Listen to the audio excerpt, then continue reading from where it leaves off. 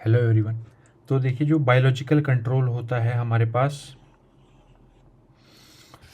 Question आप देख सकते हैं, what are the main constraints with respect to biological control of plant diseases discuss critically. 200 words में लिखना है, 20 मार्क्स का है। सिविल सर्विस एग्जामिनेशन 2008 में आया था एग्रीकल्चर ऑप्शनल के पेपर में। तो स्टार्ट हम कैसे करते हैं? स्टार्ट ऐसे करते हैं, स्टार्ट हम करते हैं कि जो हमारे पास गैरेट हैं, जो 1965 में इन्होंने क्या डेफिनेशन दी थी, any condition under which are practice whereby survival और activity of pathogen is reduced through the agency of any other living organism except man himself with the result that there is reduction in the incidence of the disease caused by the pathogen। आप इस आपको रट्टा लगाने की जरूरत नहीं, इसको आप समझिए डेफिनेशन को। देखिए, कोई ऐसी कंडीशन या कोई ऐसी प्रैक्टिस जहाँ पे सर्वाइवल या एक्टिविटी किसी पैथोजन की कम हो जाती है, agency of any other living organism, कोई दूसरा लिविंग ऑर्गेनिज्म की एजेंसी होती है तो उससे उसकी वो खत्म हो जाती है। और उसका रिजल्ट क्या फिर होता है? Result that there is reduction in the incidence of the disease caused by pathogen. उसके बाद इसमें एंटागोनिस्टिक ऑर्गेनिजम्स होते हैं। इसमें इसकी अलग अलग टाइप्स हैं, जो कि सबसे पहली टाइप है वो है कंपटीशन। कंपटीशन में क्या होता है? कंपटीशन में यूज और डिफेंस ऑफ अ रिसोर्सेज। मतलब कि देखिए, जो रिसोर्स होते हैं हमारे पास, रिसोर्सेज में क्या आते हैं हमारे पास? स्पेस आती है और न्यूट्रिशन। जो हमारे पास स्पेस होती है या न्यूट्रिशन होती है, मतलब कि उसके लिए कंपटीशन होता है किसी एक इंडिविजुअल के मतलब थ्रू, मतलब कि स्पेस और न्यूट्रिशन के लिए आपस में उनके बीच में कंपटीशन होता है माइक्रो ऑर्गेनिजम्स के बीच में, जिसकी वजह से उस रिसोर्स की अवेलेबिलिटी कम हो जाती है, अलग जो दूसरा उधर उसके साथ होता है उसके लिए। मतलब कि दो माइक्रो ऑर्गेनिजम्स हैं, एक बेनिफिशियल माइक्रो ऑर्गेनिज्म है, दूसरा प्लांट पैथोजन है। समझना आप बात को। एक बेनिफिशियल माइक्रो ऑर्गेनिज्म है, दूसरा हमारे पास प्लांट पैथोजन है। तो वो क्या करेंगे? प्लांट पैथोजन रिसोर्स तो सेम है, स्पेस भी सेम है, न्यूट्रिशन भी सेम है, तो वो बेनिफिशियल ऑर्गेनिज्म जब उस रिसोर्स को कंज्यूम करेगा तो प्लांट पैथोजन के लिए ऑटोमेटिकली जो उसकी अवेलेबिलिटी होगी वो कम हो जाएगी। जब उस प्लांट पैथोजन के लिए उस न्यूट्रिशन या स्पेस की अवेलेबिलिटी ऑटोमेटिकली कम हो जाएगी, तो उससे जो ऑर्गेनिज्म है वो उसका लिसिस हो जाएगा, उसका ब्रेकडाउन हो जाएगा, उसकी डेथ हो जाएगी। मतलब कि जो रूट एक्सुएट्स के साथ जो प्लांट पैथोजन या बेनिफिशियल माइक्रो ऑर्गेनिजम्स जुड़े हुए होते हैं, उसको एग्जांपल आप कंपटीशन से कर सकते हैं। दूसरा आता है एंटीबायोसिस। एंटीबायोसिस क्या होता है? एंटीबायोसिस एक प्रोसेस होता है जो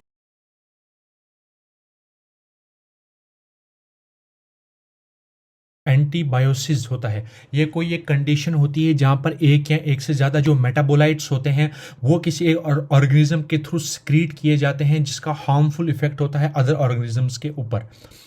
अब देखिए, एंटीबायोसिस तो एक प्रोसेस है, लेकिन जो मेटाबोलाइट्स सिक्रेट किए जाते हैं ऑर्गेनिज्म के थ्रू, जिसका हार्मफुल इफेक्ट होता है अदर ऑर्गेनिज्म के ऊपर, उनको हम एंटीबायोटिक्स कहते हैं। Production of antibiotics is known as antibiosis. ये एक कंडीशन होती है in which one or more metabolites secreted by one organism which have harmful effect on the other, उसको हम कहते हैं एंटीबायोसिस। उसके देखिए, जैसे ट्राइकोडर्मा विरिडी, ये विरिडिन प्रोड्यूस करता है। ये विरिडिन क्या करता है? ये हाइड्रोलाइटिक एंजाइम सक्रीट करता है, रिलीज करता है, जो कि प्लांट पैथोजेंस की सेल वॉल को डिग्रेड कर देता है। उसके बाद आता है प्रेडेशन।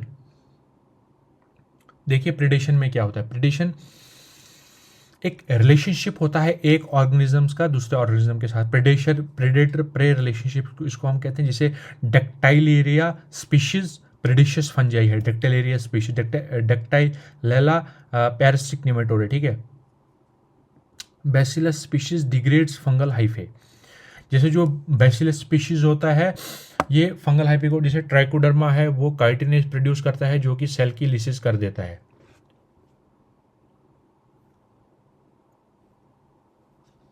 उसके बाद आता है parasitism.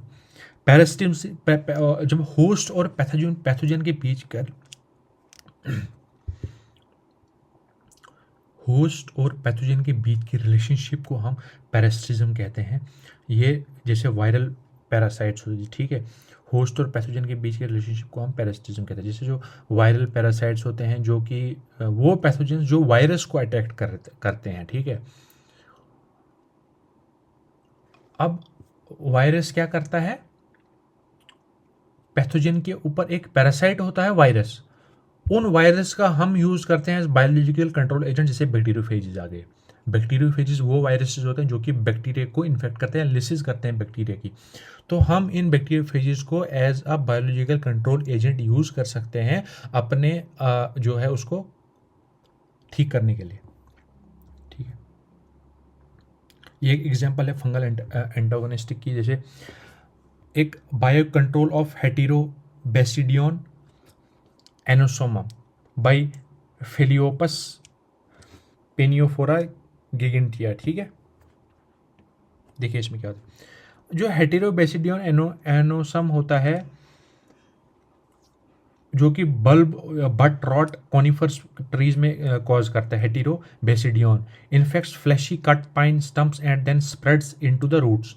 Through the root contact, it then spreads into the roots of the standing tree, which kills it. If the stump surface is inoculated with oidia of the fungus Philiopus peniophora gigantea, immediately after the tree is felled, Philiopius occupies the cut surface and spreads through the stump into the lateral roots. There it completes with successful and exclude or replaces the pathogenic Heterobasidion in the stump, thereby protecting nearby trees. ये इस तरीके से biological control agent, ये इसका case study दी गई है, ये आप खुद पढ़ सकते हो और समझ सकते हो, फिर इसको याद हो जाएगा आपको, ठीक है। अब हम आते हैं chemical methods of plant disease management. ये इंपॉर्टेंट है। केमिकल मेथड्स में क्या होता है, अगर हमने cultural methods, physical methods, biological methods का यूज़ किया, फिर भी हमारे पास अगर क्रॉप के अंदर डिजीज़ जो है वो सॉल्व, हम अपनी डिजीज़ को क्योर नहीं कर पा रहे हैं, तो फिर हम लास्ट जो माइल होता है, लास्ट कनेक्टिविटी जो होती है, वो हम केमिकल्स से करते हैं।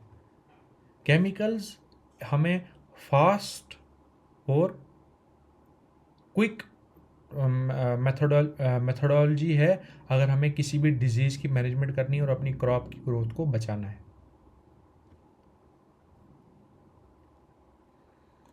सबसे पहले इसमें आता है फंजीसाइड।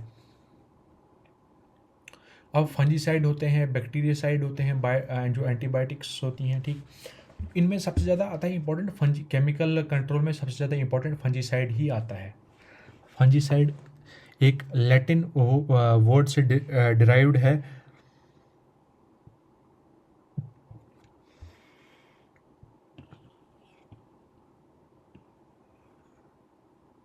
फंगस और सीडो का मतलब होता है टू किल।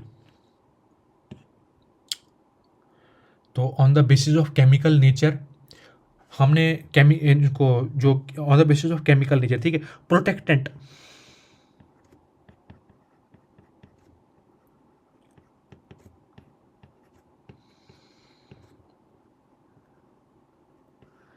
थायरैम जो है वो ये पैथोजन और प्लांट के बीच में एक बैरियर बनाता है, थीरैम, ठीक है। तो जैसे द वॉल,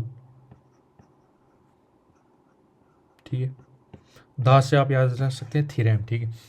उसके बाद आता है इरेडिकेंट, कुछ न्यूमोनिक्स का यूज़ कर सकते हैं आप जिससे आपको ये याद हो जाएगा। उसके बाद आता है इरेडिकेंट्स का मतलब होता है tilt, remove the pathogen from infection code. ये पूरे पैथोजन को ही रिमूव कर देता है, ख़त्म ही कर देता है पूरे पैथोजन को, टिल्ट, ठीक है। मतलब कि टिल्ट को आप कैसे याद रखोगे, टिल डेथ, जब तक वो पूरा ही रिमूव कर देगा तब तक नहीं छोड़ेगा, टिल्ट, इरेडिकेंट्स, ठीक है, टिल्ट। उसके बाद आता है सिस्टमिक और नॉन सिस्टमिक, जो सिस्टम के अंदर जाते हैं, जो सिस्टम के अंदर नहीं जाते हैं। इसके एग्जांपल है कॉन्टेफ, मतलब कि कॉन्टैक्ट बनाना, सिस्टमिक फंजीसाइड, ठीक है। अब सीड ट्रीटमेंट हम भी करते हैं। अभी सबसे पहले हम ऊपर अपने एक्टिव रिकॉल करेंगे। सबसे पहले हमने देखा जो हमारे पास फंजीसाइड्स होते हैं ये लैटिन वर्ड से डिराइव है, ठीक है, जिसका सीडो फंगस और सीडो टू किल होता है मीनिंग।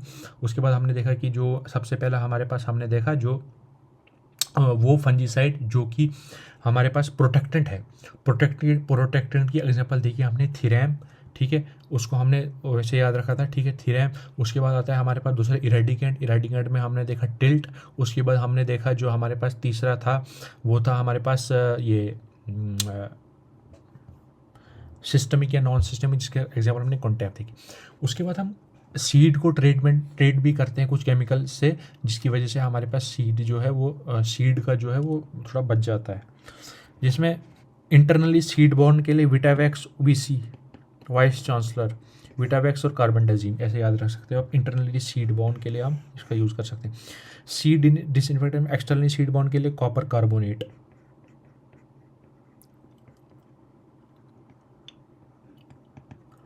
सीड प्रोटेक्टेंट के लिए सॉइल बॉर्न पैथोजन के एग्जांपल क्या है, थीरैम और कैप्टैन। कौन है?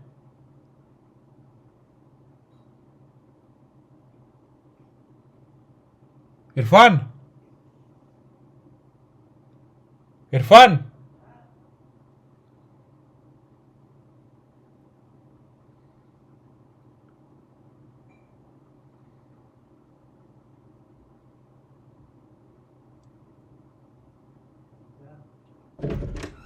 बाहर है कोई? देख थोड़ा।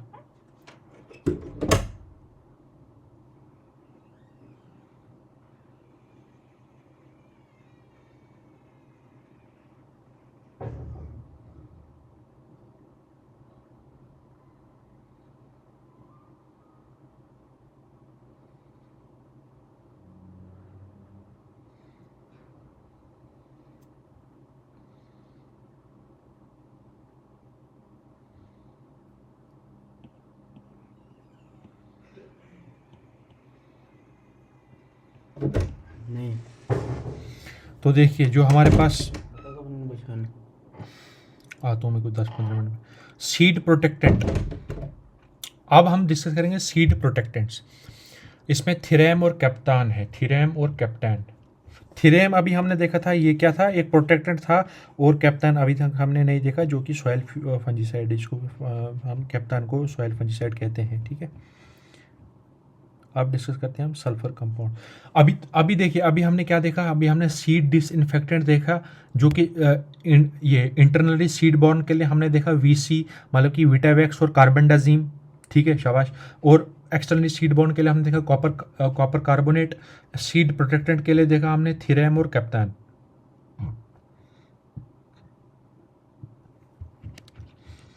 कुछ सल्फर कंपाउंड्स होते हैं केमिकल्स में, जैसे इनऑर्गेनिक सल्फर होता है जिसको हम एलिमेंटल सल्फर भी बोलते हैं, ठीक है। ये डस्ट सल्फर, वेटेबल सल्फर होता है, ठीक है। लाइम सल्फर, माइक्रोथियोल और डिस्प्रेस, ये इसके ट्रेड नेम है, ठीक है। ये पॉटरी मिल्ड्यू को क्योर करता है, रस्ट को, लीफ ब्लाइट को और फूट रॉट को। ऑर्गेनिक फंजीसाइड, ऑर्गेनिक कंपाउंड्स में जीरेम आता है, फीबेम, थीरैम, मेनेब, नीमेम। तो अब एक बहुत इंपॉर्टेंट हमारे पास आता है बोर्डियक्स मिक्सचर, जो कि डाउनी मिल्ड्यू ऑफ ग्रेप्स के लिए यूज किया गया था।